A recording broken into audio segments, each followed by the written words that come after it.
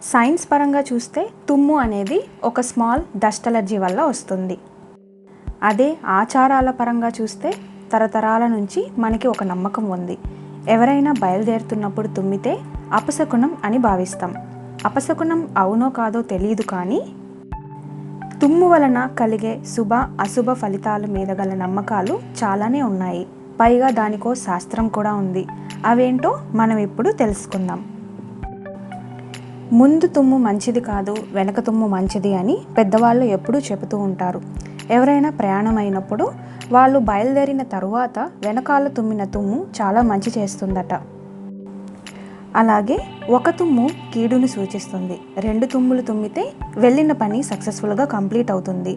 అలానే మరీ ఎక్కువసార్లు తుమ్మితే ఆ వ్యక్తికి ఏదో వ్యాధి ఉందని మనం గ్రహించాలి. ఇనుమును కానీ వెండిని కానీ పట్టుకున్న వారు తుమ్మినచో కార్యహాని జరుగుతుందట.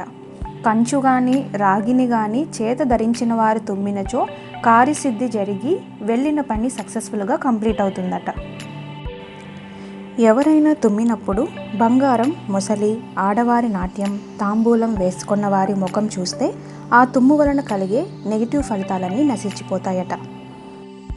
ఉదయాన్నే నిద్రలేవగానే ఎవరైతే తుమ్ముతారో వాళ్ళకి ఆ రోజంతా మంచి జరుగుతుందట. నీటి వద్ద కానీ గొడవ పడుతున్నప్పుడు కానీ నలుగురు సీరియస్గా డిస్కషన్ చేసుకున్నప్పుడు గనక తుమ్ము వస్తే త్వరలో ఏదో కీడు జరగబోతుందట. పసిపిల్లలు, శిశువులు, 5 సంవత్సరాల లోపు వారు, వేశ్య, బాలింతరాలు తుమ్మితే కనుక ధనప్రాప్తి కలుగుతుంది మరియు వెళ్ళిన పని శుభంగా కంప్లీట్ అవుతుందట. మాలవాడు కానీ కుంటివాడు కానీ తుమ్మితే వెళ్ళిన పనిలో కార్యసిద్ధి మరియు జయం లభిస్తుందట. పదే పదే తుమ్ముతూ దగ్గుతూ ప్రయాణాలు చేయరాదు. అలా వెళ్ళిన వ్యక్తికి త్వరలోనే వ్యాధి సంభవిస్తుంది. ఎవరైనా వ్యక్తి బయలుదేరినప్పుడు ఎదురుగా ఒక మనిషి తుమ్మిన తర్వాత నేలని గీకుతూ ఉన్నా, లేదంటే తలని గోక్కుంటూ ఉన్నా, లేదంటే ఆ వ్యక్తి విచారంగా ఉన్నా వెంటనే ప్రయాణాన్ని మానేయాలి. ముత్తైదువు కానీ, విధవరాలు కానీ, గుడ్డివారు కానీ, బిడ్డలు లేనివారు కానీ తుమ్మితే కనుక ప్రయాణం చేసే వ్యక్తి త్వరలోనే మరణిస్తాడని అర్థం. చాకలివారు కానీ, కుటిల స్వభావము గల స్త్రీ కానీ, మూగవారు లేదా అంగవైకల్యం కలిగిన వారు కానీ, లేదంటే అడుక్కునేవారు కానీ తుమ్మితే కనుక ప్రయాణంలో అనేక కష్టములు సంభవిస్తాయని గ్రహించాలి. బయలుదేరేటప్పుడు 4 కాళ్ళ జంతువు కనుక తుమ్మితే అస్సలు మంచిది కాదట. తుమ్మిన వెంటనే చీదితే బయలుదేరిన మనిషికి మరణం సంభవిస్తుందట. అలానే తుమ్మిన తర్వాత ఎవరైతే దగ్గుతారో అలాంటప్పుడు బయట వెళ్ళిన వారికి చాలా మంచి లాభం జరుగుతుందట.